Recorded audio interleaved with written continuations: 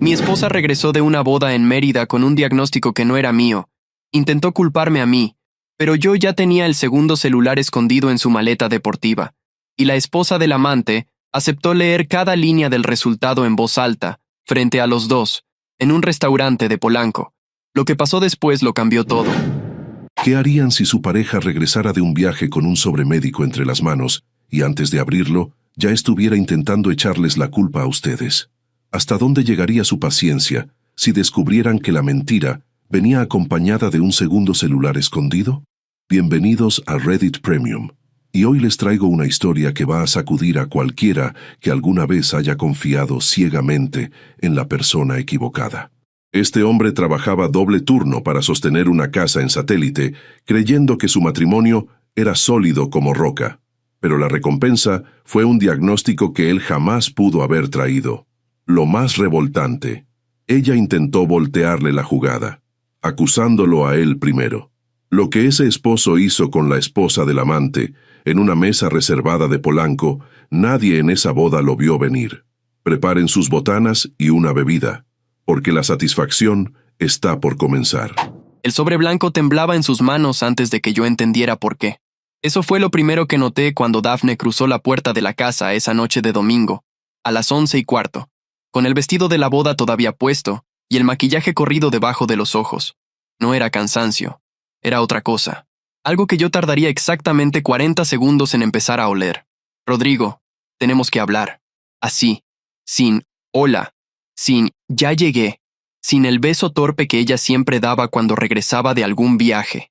Solo esa frase y el sobre apretado entre los dedos como si quemara.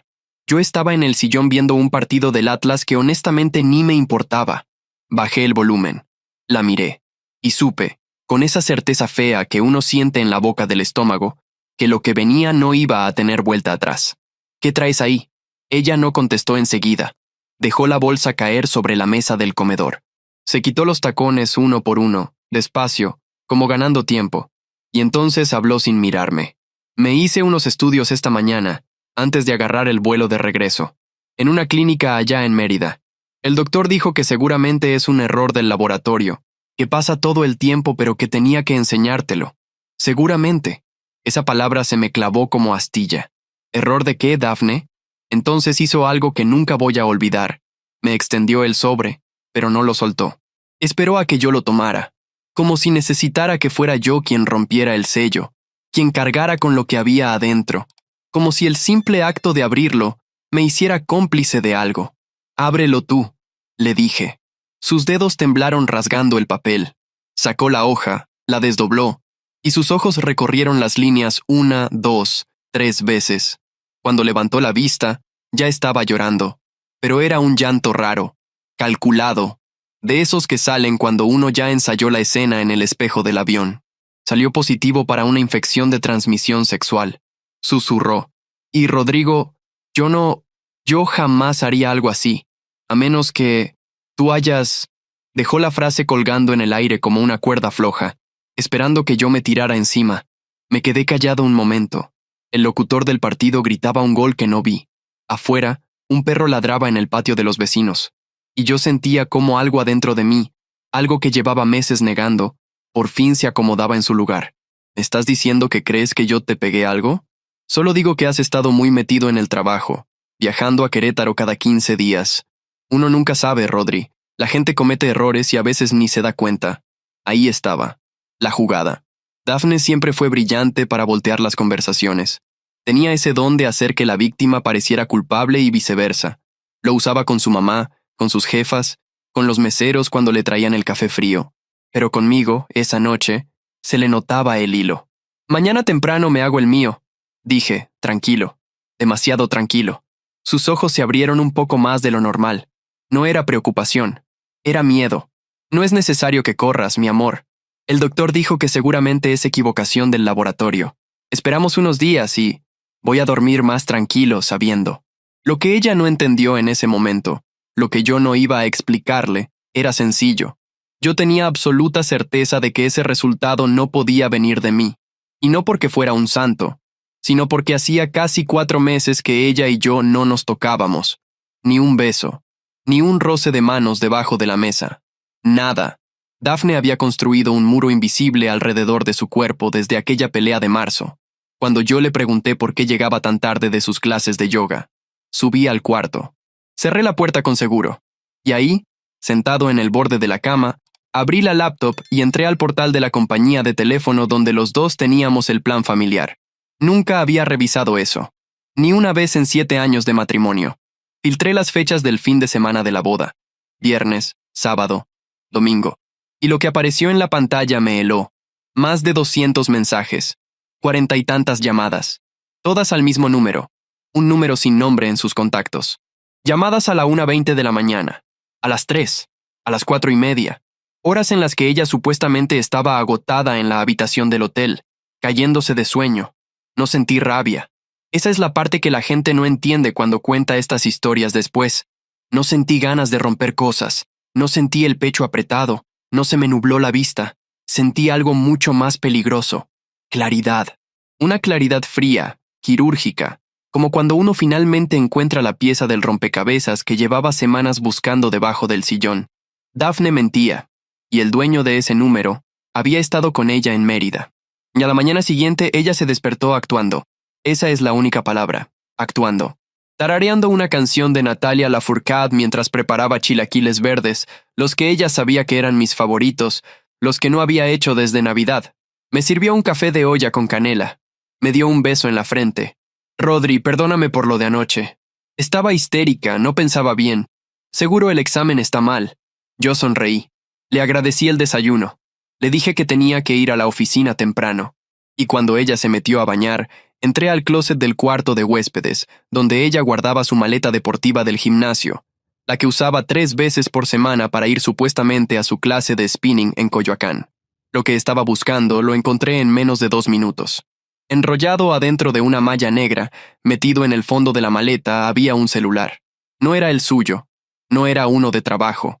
Era un aparato barato, de esos que venden en los Oxxos, de prepago. Lo encendí. No tenía contraseña. Daphne era inteligente, pero confiada. Esa combinación siempre es fatal. El nombre saltó a la vista en cuanto abrí los mensajes. Esteban Valdés. Me quedé mirando la pantalla, sentado en el piso del closet, con la ducha todavía corriendo en el baño del pasillo. Esteban Valdés, el esposo de Mariana. Mariana, la que nos invitó a su fiesta de cumpleaños el año pasado. Mariana, la que me ofreció un mezcal en su jardín de San Ángel mientras Daphne y Esteban conversaban de política en el otro extremo de la terraza. Los mensajes eran explícitos. No voy a repetirlos aquí. Solo voy a decir que había referencias a un hotel en el centro de Mérida, a una ducha compartida la madrugada del sábado, y a un mensaje del domingo por la tarde que decía: «Ya te hiciste el estudio. Estoy nervioso por lo que pasó después de la cena». No era confusión de laboratorio. Dejé todo exactamente como lo encontré. El celular enrollado en la malla en el fondo de la maleta en su lugar en el closet. Bajé las escaleras. Me despedí de Daphne con un beso en la mejilla. Manejé a la oficina. Y en el estacionamiento, antes de entrar al edificio, saqué mi celular personal y busqué el número de Mariana Valdés. Lo tenía guardado desde el cumpleaños. Nunca lo había usado. Bueno, Mariana, buenas tardes. Habla Rodrigo, el esposo de Daphne. Disculpa que te llame así de la nada. Silencio del otro lado. Luego con cautela. Hola, Rodrigo. ¿Todo bien? No. Y necesito verte. Hoy, si se puede. No es algo que pueda decirte por teléfono. Otro silencio. Más largo. Y después una voz que ya sabía algo, aunque no supiera qué. ¿Dónde? Nos vimos en una cafetería en la Condesa, de esas con plantas colgando del techo y meseros con delantales de lino. Ella llegó antes que yo. Cuando me acerqué a la mesa, la vi con las 2 manos envolviendo una taza de té que claramente no había probado. Tenía los ojos de alguien que ya había llorado en el coche antes de bajarse. Me senté. No hice rodeos. Saqué de mi portafolio la primera carpeta, los registros telefónicos que había impreso esa mañana. Los deslicé hacia ella. Este número que se repite aquí, ¿lo reconoces? Ella miró las hojas. Sus labios se apretaron hasta volverse una línea blanca. Es el número privado de Esteban. El que usa para el trabajo. Levantó la vista. O eso me decía él. No pregunté si quería ver más. Saqué la segunda carpeta. Capturas de pantalla del celular escondido. Las peores. Las que no dejaban espacio para ninguna interpretación generosa. Sus manos temblaban al pasar las hojas. No lloró. Esa fue la parte que más me impresionó de Mariana. No lloró ni una sola vez en esa cafetería. Solo leyó, asintió, y cuando terminó, cerró la carpeta con cuidado, como si fuera un libro sagrado que no quisiera dañar. ¿Hay algo más? Sí. Respiré hondo. Dafne regresó de Mérida con un diagnóstico positivo de una ITS. Intentó culparme a mí. Yo me hice el examen esta mañana en un laboratorio de Polanco. Los resultados me llegan al correo en 4 horas. Pero ya sabemos qué va a decir. Mariana cerró los ojos. Respiró despacio por la nariz. Cuando los abrió, había algo diferente ahí. Algo afilado. ¿Tienes un plan, Rodrigo?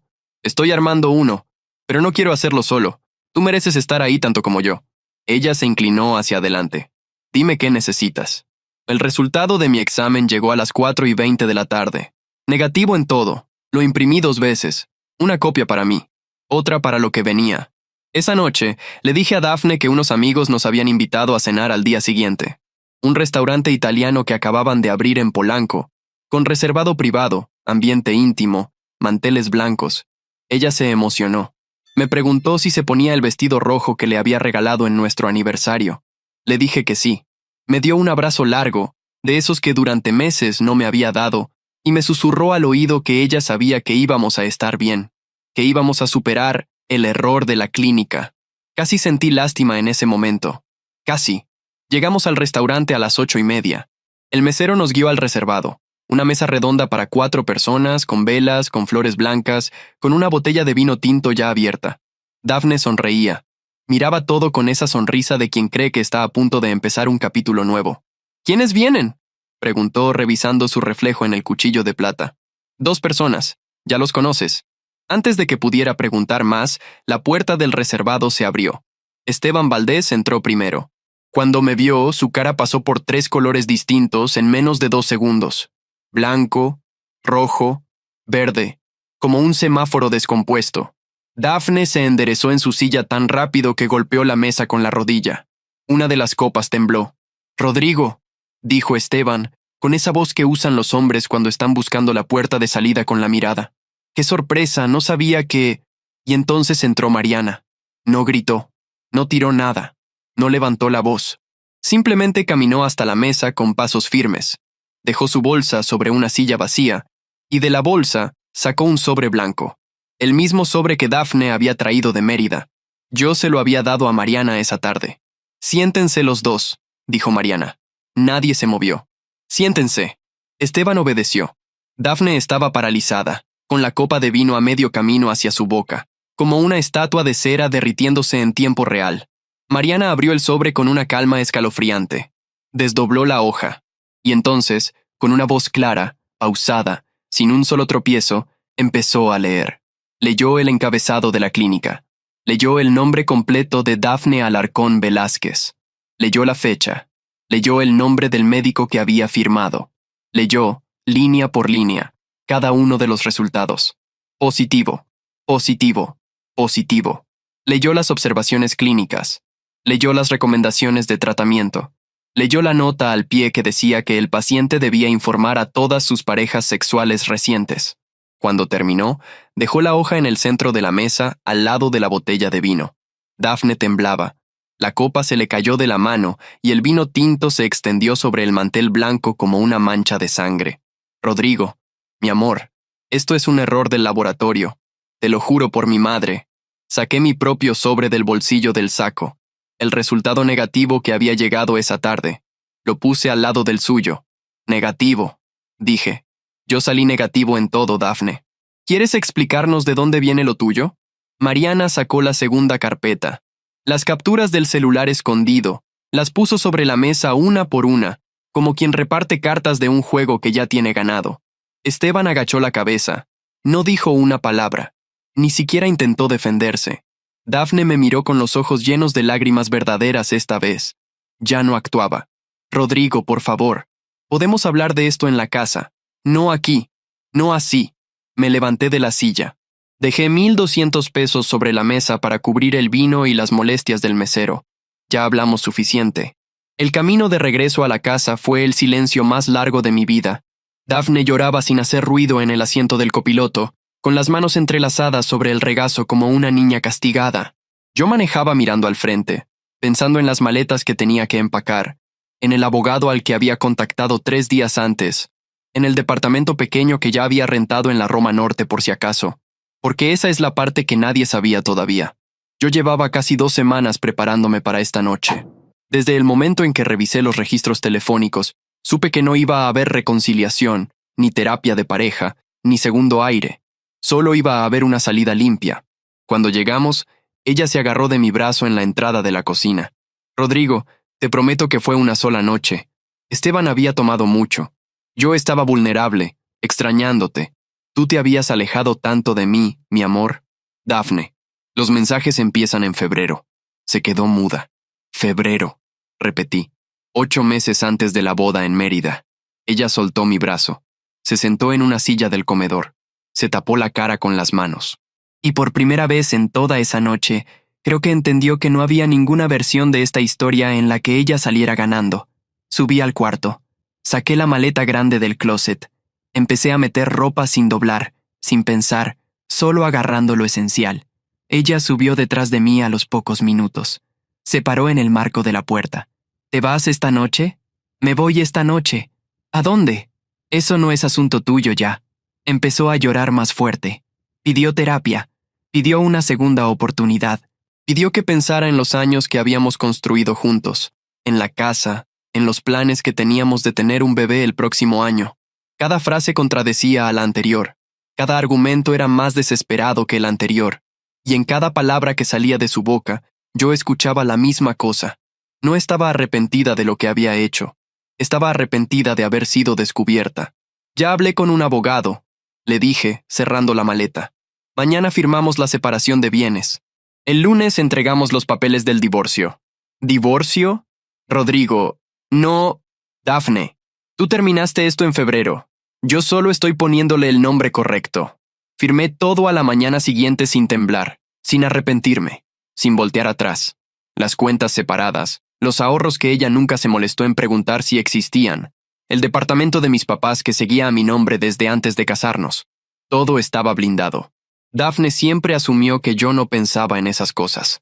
Nunca imaginó que yo había estado planeando mi propia red de seguridad desde hacía años, calladamente, por si acaso. El celular vibró toda la tarde. 16 llamadas perdidas. Mensajes que pasaban de súplica a insulto a súplica otra vez, como una rueda girando sin control. No respondí ninguno. Al final de la semana, las amigas de Dafne empezaron a alejarse. La noticia corrió por ese círculo de mujeres de Satélite y Polanco como pólvora. Algunas la defendieron al principio. Otras, como su amiga Renata, me llamaron en privado para decirme que siempre sospecharon algo raro en esos viajes que ella hacía supuestamente a visitar a su tía de Mérida. Mariana entregó sus propios papeles 3 días después de la cena en Polanco. Me mandó un mensaje corto. Él no peleó nada. Salió de la casa con una mochila y las llaves del coche. Gracias por darme la verdad, Rodrigo. Tú no me debes nada, pero yo a ti te debo mucho. Meses después, salí del juzgado con el acta de divorcio en una carpeta café. No hubo celebración, no hubo rencor, solo una sensación extraña, limpia, como respirar aire fresco después de meses encerrado en un cuarto sin ventanas. La jueza nos miró a los dos antes de firmar. Dafne no levantó la cara. Estaba más pequeña de lo que yo la había visto nunca, más frágil, más humana, quizás, ahora que ya no tenía ninguna máscara que defender. Cuando salimos al pasillo, ella intentó decirme algo. Algo como, perdóname o cuídate, o gracias por todo. No alcancé a escucharla bien porque ya estaba caminando hacia la salida. Esa noche, en mi departamento de la Roma Norte, pequeño, con muebles prestados y una planta medio muerta en la ventana, me serví un tequila reposado y pensé en el sobre blanco, en cómo Dafne había cruzado la puerta de la casa esa noche de domingo, pensando que un pedazo de papel iba a ser su escudo, pensando que podía convertirme en el culpable antes de que yo hiciera las preguntas correctas. La gente puede esconder muchas cosas. Pueden esconder mensajes, pueden esconder celulares baratos en el fondo de maletas deportivas, pueden esconder fines de semana enteros detrás de historias sobre tías enfermas en Mérida, pero no pueden esconder los patrones, no pueden esconder los horarios, y definitivamente no pueden esconder la verdad cuando alguien más, alguien que también merece saber, Está dispuesto a leerla en voz alta delante de todos. Esta historia no terminó con venganza, terminó con claridad. Y la claridad, descubrí esa noche, es la forma más limpia de libertad. Si analizamos el comportamiento de Daphne, vemos un patrón clásico. Quien traiciona y además intenta culpar a la víctima no busca perdón, busca control. Su arrepentimiento no era por el daño causado, sino por haber perdido el manejo de la narrativa. Rodrigo, por su parte, entendió algo fundamental. La confrontación sin pruebas es ruido. La confrontación con evidencia organizada es justicia. La lección aquí es clara. Cuando su instinto les diga que algo no cuadra, no lo silencien por miedo a parecer paranoicos. Protejan sus finanzas desde el primer día del matrimonio, no por desconfianza, sino por dignidad. Y si descubren una traición, nunca actúen en caliente. La calma es el arma más filosa que existe. ¿Qué habrían hecho ustedes en el lugar de Rodrigo? ¿Habrían confrontado a Daphne esa misma noche al ver los mensajes? ¿O también habrían esperado para armar una jugada con la esposa del amante? ¿Creen que Mariana tuvo derecho a leer ese resultado en voz alta? ¿O fue demasiado cruel? Déjenme saber en los comentarios qué opinan de la estrategia de Rodrigo. Los estaré leyendo y dando corazón.